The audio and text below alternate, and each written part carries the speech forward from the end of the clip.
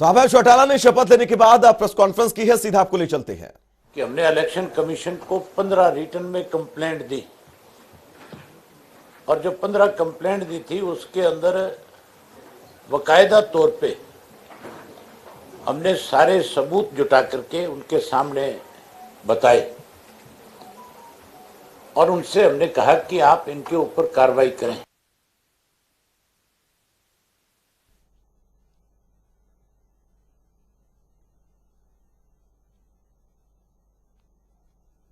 इसी कंप्लेंट का कार्रवाई करना अवगत नहीं कराया, आंसर नहीं दिया कि आपकी तरफ से कोई कंप्लेंट हमें रिसीव भी हुई है क्या। वहीं प्रदेश की सरकार ने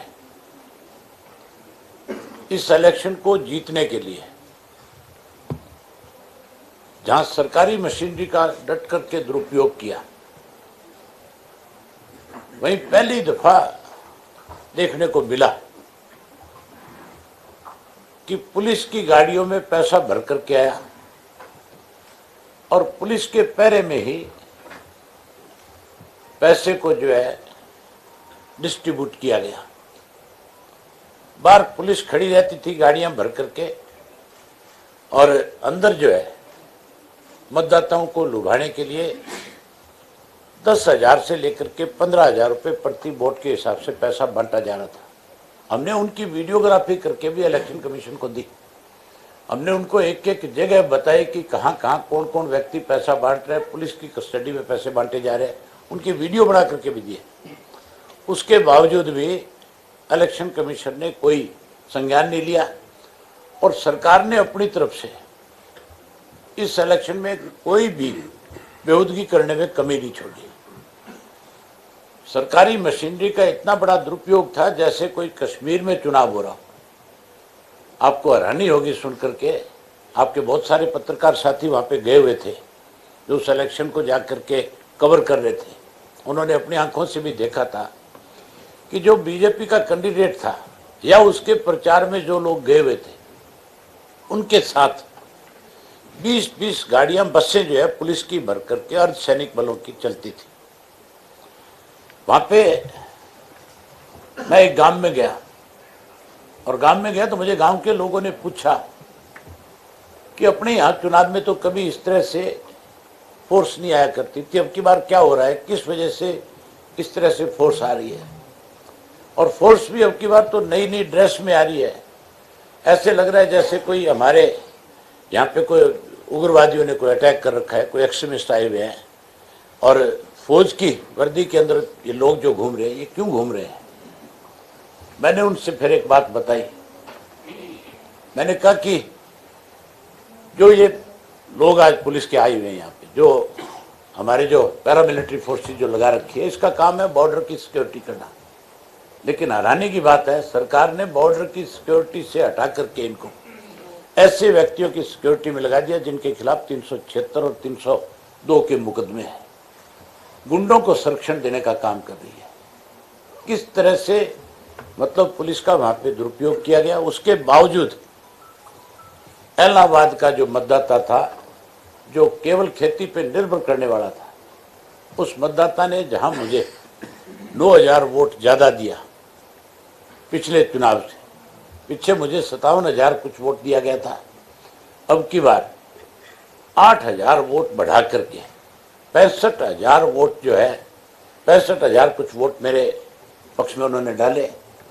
तो 8.5 और 9 के आसपास के करीब मेरा वोट जो है, अब की बार मार्जिन पहले से वोट का बढ़ा।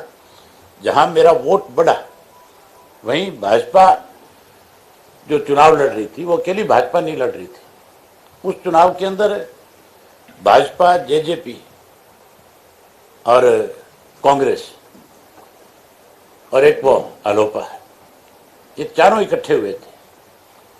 कांग्रेस का तो ये हालत थी अब की बार कि कांग्रेस के जो सत्ता पक्ष और विपक्ष दोनों मिलकर के इस चुनाव में इकट्ठा होकर के चुनाव को लड़ रहे थे। जैसे मैंने पहले भी कई दफा आपके सामने ये बात रखी कि भूपेंद्र सिंह हुड्डा जो है भारतीय जनता पार्टी के इशारे पे चलने वाला व्यक्ति है। ये भाजपा से मिले हुए हैं और मैंने अनेक दफा आपके सामने सबूत बताए कि कैसे राज्यसभा के चुनाव के अंदर इसी जिस जगह पे हम बैठे हैं प्रेस कॉन्फ्रेंस कर रहे हैं, इसी के अंदर मतदान के अंदर बड़ा हुआ था, पेन की स्याही बदल करके उन्होंने भाजपा की मदद करी थी, सुभाष चंद्र राव को एमपी बनाया था। उसके बाद अपने बेटे को मेंबर पार्लियामेंट बनाने के लिए भाजपा से सांठ-गांठ करी। और इस चुनाव के अंदर चौधरी भूपेंद्र सिंह हुड्डा जब वेलनाबाद में वोट मांगने गया कांग्रेस के कैंडिडेट के पक्ष में, तो अपने भाषण में उन्होंने कहा कि मैं वोट तो कांग्रेस के लिए मांगने आया हूं, लेकिन गोपाल कांडा मेरा मित्र है। उसका सीधा इशारा था कि गोपाल के भाई के पक्ष में मतदान किया जाए, गोविंद को वोट दिया जाए, बीजेपी की मदद की जाए। जहां उन्होंने मदद करी वहीं और कांग्रेस के जो लीडर थे उन्होंने भी खुल करके भाजपा के लिए वोट मांगे और भाजपा के पक्ष में वोट डलाए। कांग्रेस का उम्मीदवार जो था, जिसको पिछली बार 35,000 वोट मिला था, अब की बार 20,000 वोट उसको मिला, 15,000 वोट कम हो गया। और वो 15 का 15,000 वोट जो है भाजपा को शिफ्ट हुआ और भाजपा को जब शिफ्ट हुआ तो उनकी 45,000 से बढ़कर के वोट वो 60,000 हुई।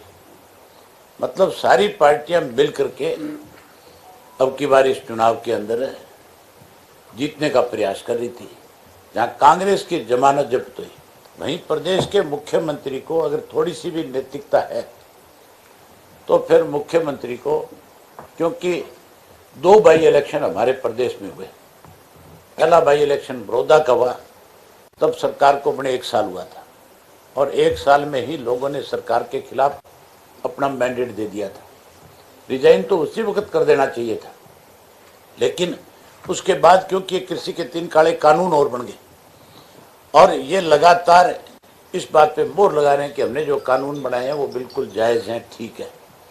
अब की बार फिर इलाहाबाद के उपचुनाव के अंदर जहां कृषि के 3 काले कानूनों को नकारने का किसान ने काम किया, वहीं सरकार के खिलाफ एक बार फिर कि सरकार जो है टोटल फेल हो चुकी है, इसकी लोकप्रियता बिल्कुल खत्म हो चुकी है।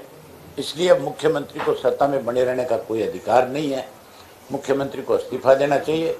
अगर मुख्यमंत्री इस्तीफा नहीं देता तो जिस ढंग से पिछले 3 दिन से लगातार हरियाणा प्रदेश के माहौल को खराब करने का सरकार की तरफ से एक प्रयास हो रहा है, कहीं इनके मेंबर पार्लियामेंट जो है वो जाकर के इस तरह की भाषा बोलते हैं और प्रेस के रूबरू खड़े होकर के कहते हैं कि कोई अगर हमारे पूर्व मंत्री की तरफ हाथ करेगा तो हम उसका हाथ काट लेंगे, कोई उसकी तरफ आंख उठाएगा तो हम उसकी आंख निकाल लेंगे। मेंबर पार्लियामेंट इस किस्म की भाषा बोल करके कहीं ना कहीं लोगों को उकसाने की कोशिश करता है। इसी तरह एक इनका राज्यसभा का मेंबर रामचंद्र जो जात पात को बढ़ावा दे करके कहीं इस विवाद को बढ़ाना चाहता है, जो जिस ढंग से उसने भी वहां जाकर के जो किसान विरोध कर रहे थे शांति प्रिय तरीके से, उसके ऊपर लाठीचार्ज करवाया। एक किसान आज भी जिंदगी और मौत के बीच में जूझ रहा है। ऐसे व्यक्तियों के खिलाफ सख्त कार्रवाई होनी चाहिए और जो लोग इस तरह का जहर घोल रहे हैं उनके खिलाफ मुकदमे दर्ज होने चाहिए। जहां उनके खिलाफ मुकदमे दर्ज होने चाहिए वहीं मुख्यमंत्री को इस बात की जिम्मेवारी लेनी चाहिए। तो शपथ लेने के बाद अभय चौटाला ने प्रेस कॉन्फ्रेंस की और प्रेस कॉन्फ्रेंस करके सीधे तौर पर हमला बोला सरकार पर और यह कहा कि बड़ौदा के उपचुनाव में और इलाहाबाद के उपचुनाव में जिस तरह से सरकारी मशीनरी का दुरुपयोग हुआ वो वाकई सरकार की कार्यशैली को सवालों के घेरे में खड़ा करता है। एक छोटा सा